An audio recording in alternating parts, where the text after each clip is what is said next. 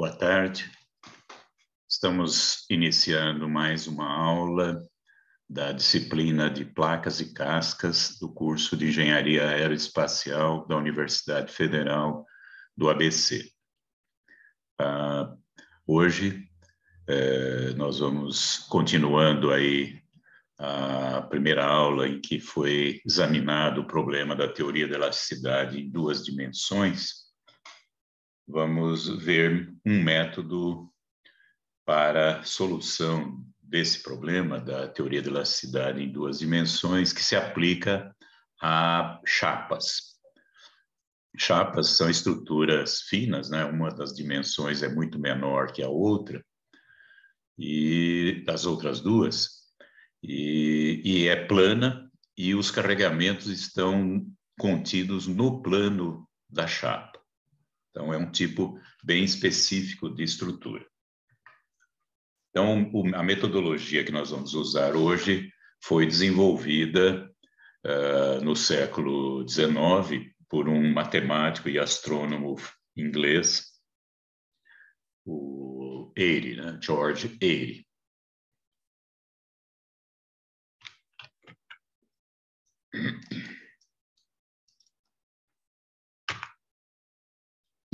Bom, só recordando, então, se nós pegarmos aqui um retalho aqui infinitesimal de chapa, em que os esforços, como já foi dito, estão contidos no plano dela, nas faces desse retalho aqui retirado de uma chapa, nós temos tensões, né? São forças dividido por área, né? Intensidade de esforço sobre essas superfícies laterais desse retalhinho de chapa.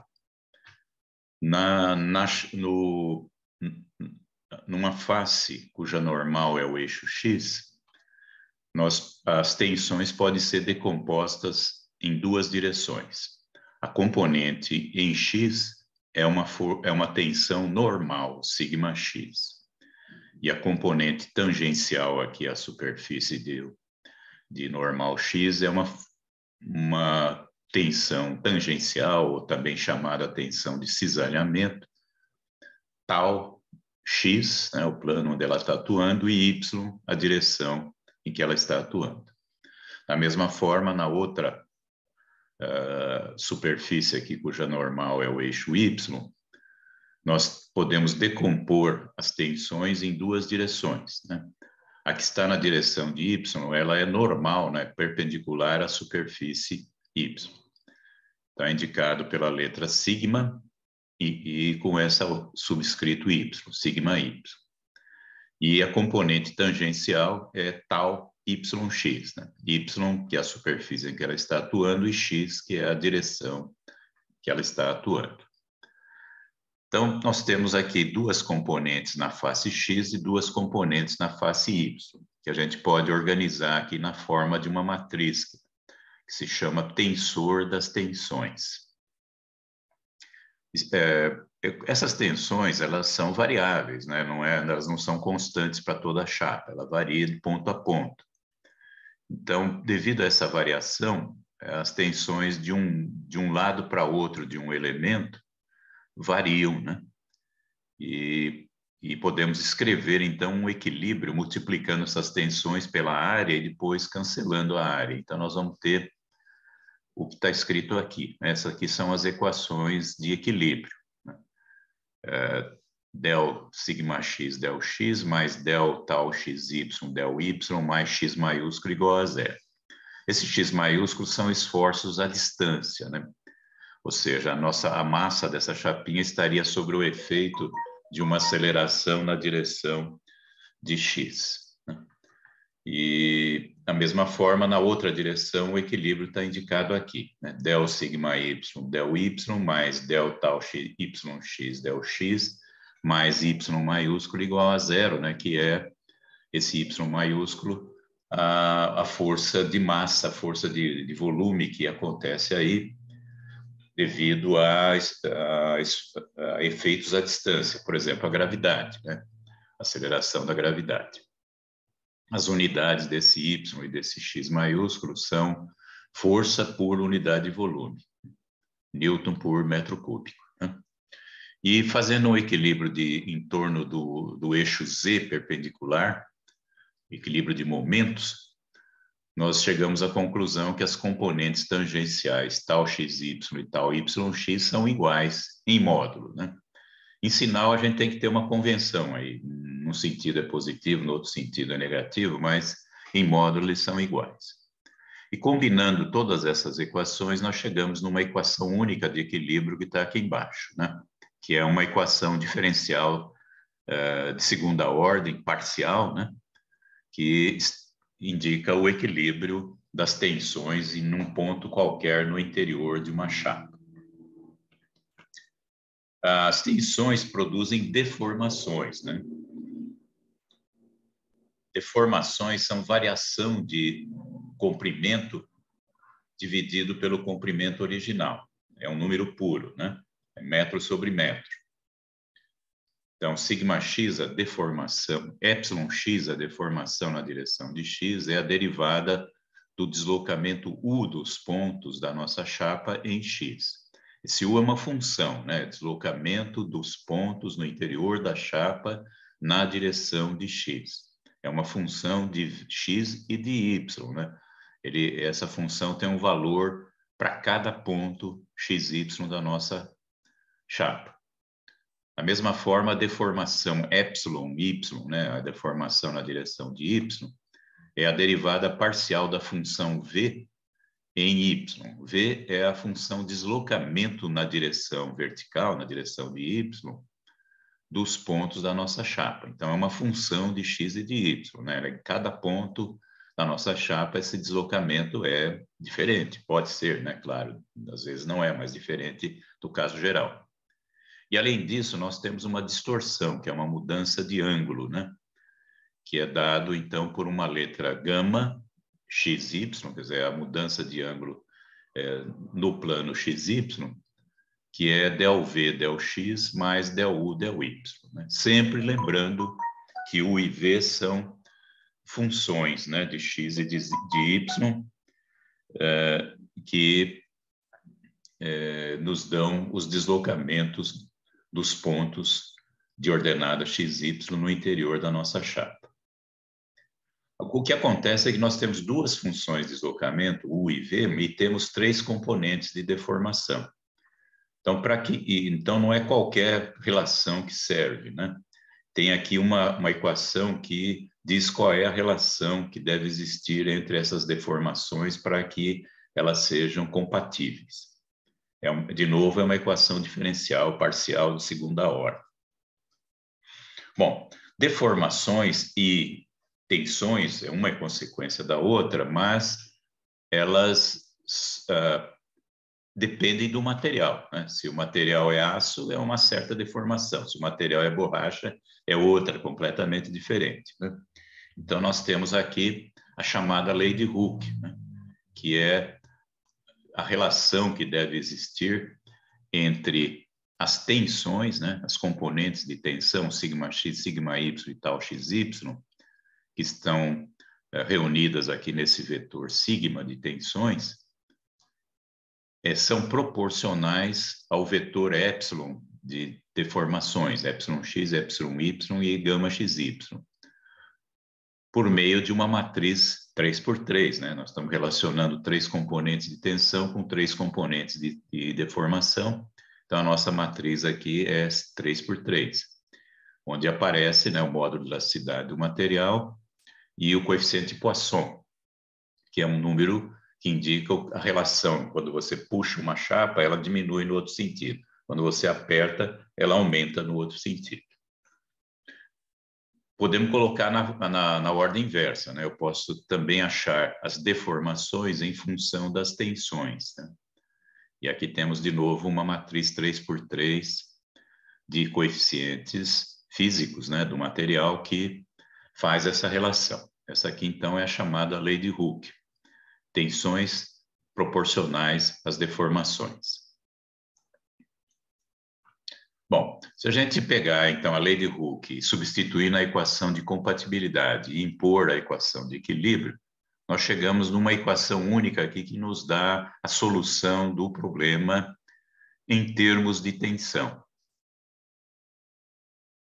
aqui está aparecendo aquele x maiúsculo e o y maiúsculo, né? Se eles forem desprezíveis, fica zero esse segundo termo da nossa equação diferencial de segunda ordem, que resolve o problema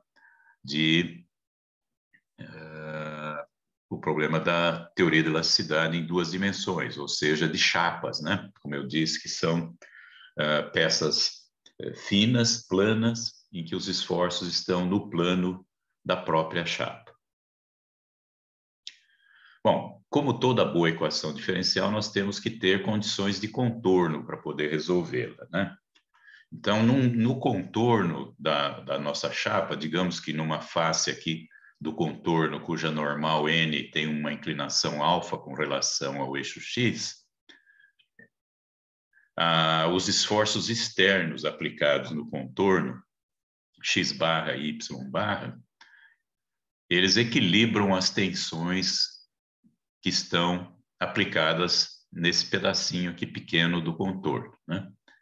Então, fazendo aqui o equilíbrio, vocês verificam que a componente x barra, isso aqui é força por unidade de área, tá? Que vai ser multiplicada pela área dessa face do contorno. Então, x barra é função do sigma x e do tal xy. E, obviamente, do ângulo alfa, né? E o y barra, a mesma coisa. Na prática aqui, dos exemplos que nós vamos fazer, esse alfa ou é 0 ou é 90 graus. Então, facilita muito, né, para impor essas condições de contorno. Bom, como é que faz, então, para resolver isso? Pode ser na raça, mas também pode ser de uma forma ordenada, como foi proposto, então, pelo matemático e astrônomo inglês George Airy.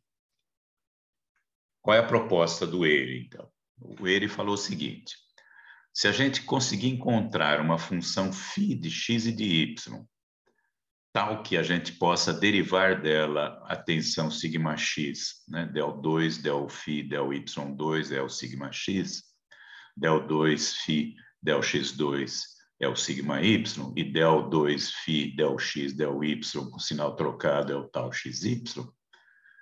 Substituindo isso, né, nessa equação aqui, né, que é a solução do nosso problema,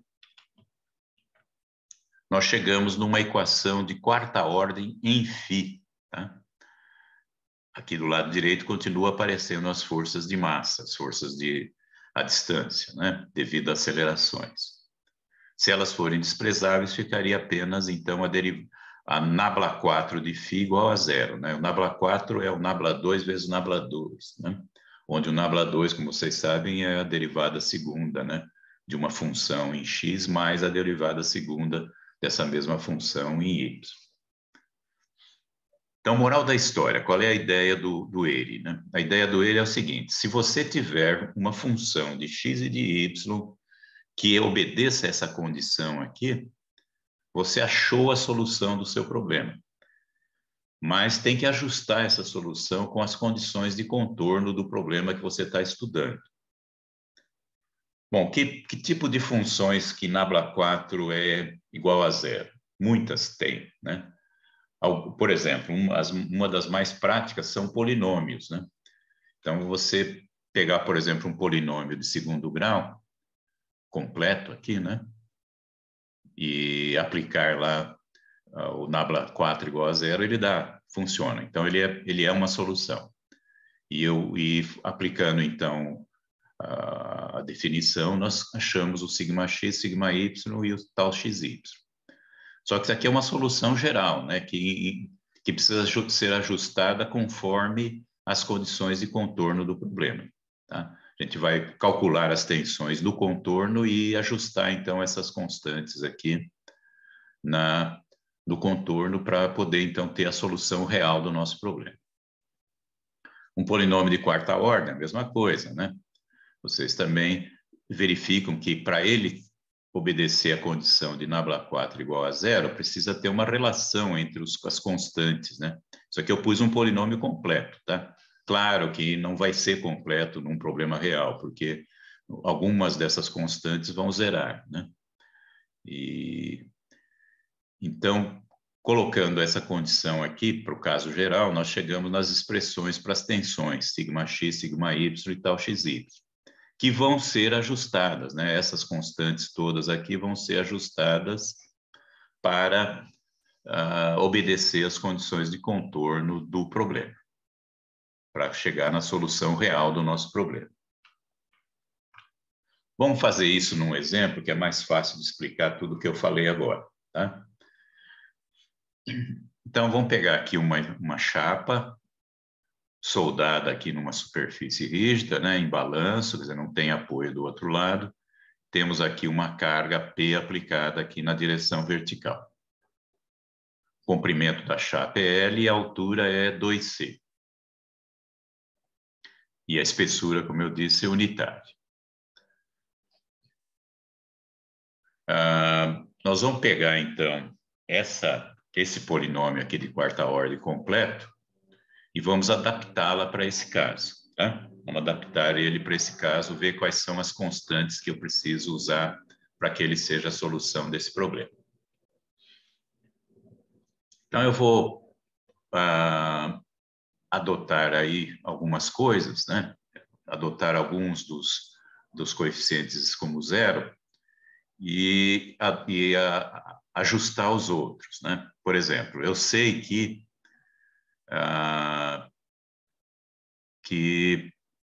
as tensões de cisalhamento, né, tal XY, na face de cima e na face de baixo são zero, né? Não tem nenhum esforço aplicado aqui, nem nenhum esforço aplicado aqui.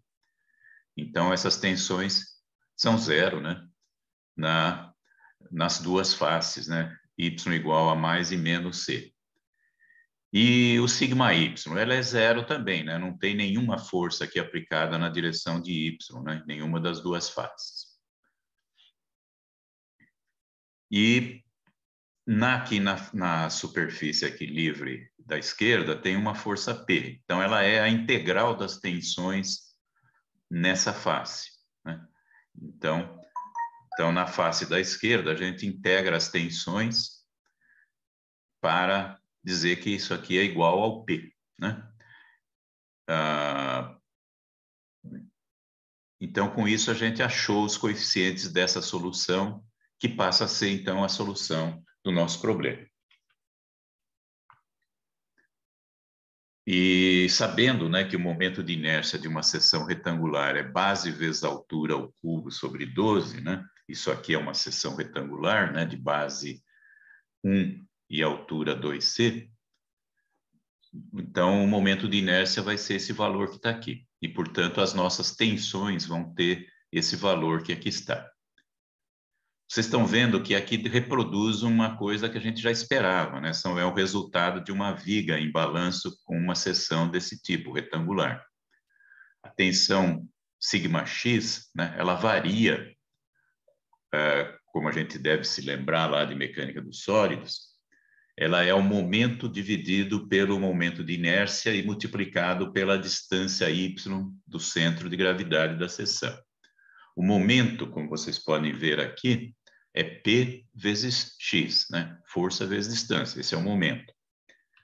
Então, o momento é P vezes X está aqui, dividido pelo momento de inércia da seção e multiplicado por Y, né? Que é a distância de cada fibra até o eixo da peça. Então, isso aqui é exatamente a solução que a gente tem lá em mecânica dos sólidos, resistência dos materiais. A tensão σy é zero. E a tensão tal xy, que também a gente já vê lá em mecânica dos sólidos, ela tem uma variação quadrática, né? Para y igual a zero, ela assume o valor máximo, né?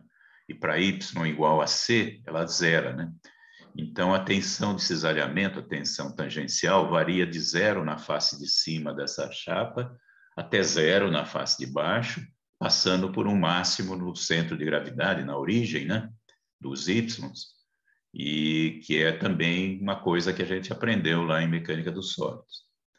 Então, aqui está tudo batendo com o nosso resultado, que a gente já conhecia de mecânica dos sólidos, mas nem sempre vai ser assim, tá? Nesse problema, ele bateu, mas pode ter outros problemas em que a solução da mecânica dos sólidos seja simplista, né? Seja simplificada, não é a solução exata que nós estamos achando agora.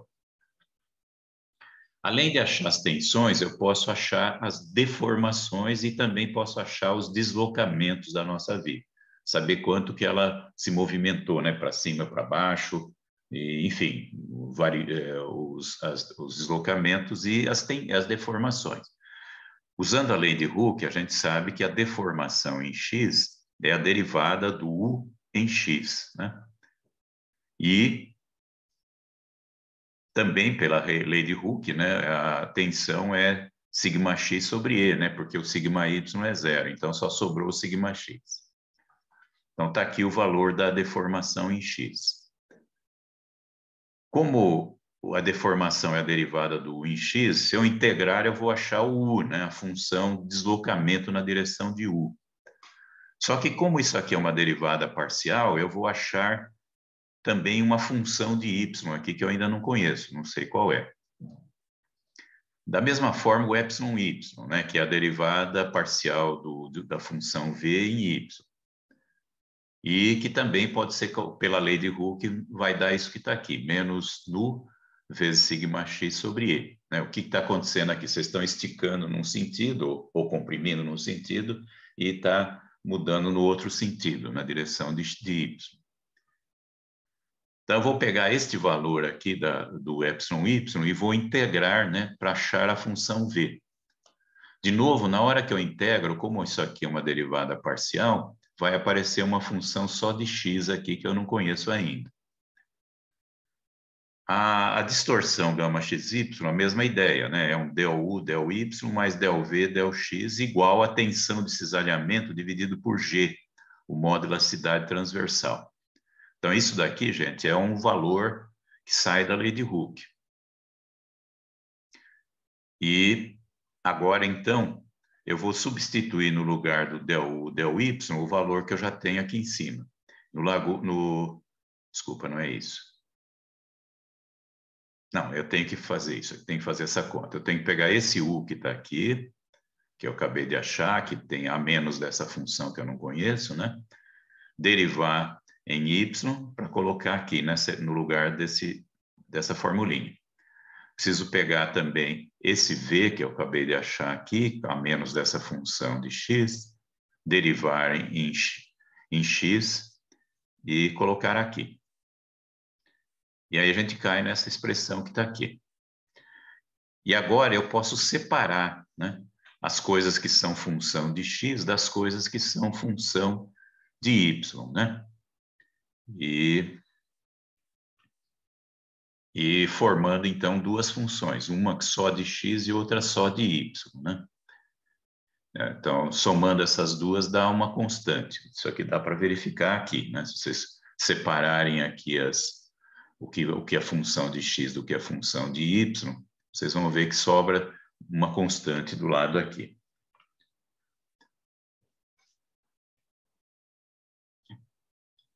Então, estão aqui as funções g maiúsculo x e f maiúsculo y. E a constante k que está aqui. Só que vamos pensar um pouquinho nessa expressão que está aqui. Ó. Se para qualquer valor de y e de x essa soma dá uma constante, é porque essas duas funções são constantes também, tá? É uma conclusão óbvia, né? Pensem de novo, né? Você tem duas funções, uma de y e outra de x. Se para qualquer valor que você escolher, qualquer par de valores dá uma constante, é sinal de que essas duas são constantes. Então, a função g maiúsculo de x é uma constante, d, por exemplo, e a função y maiúsculo de e é uma constante também.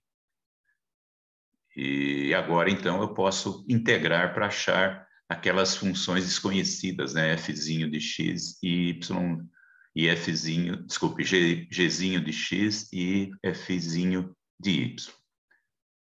E, a partir daqui, eu consigo, então, substituindo aqui nas expressões do deslocamento u e de v, chegar, então, nos deslocamentos.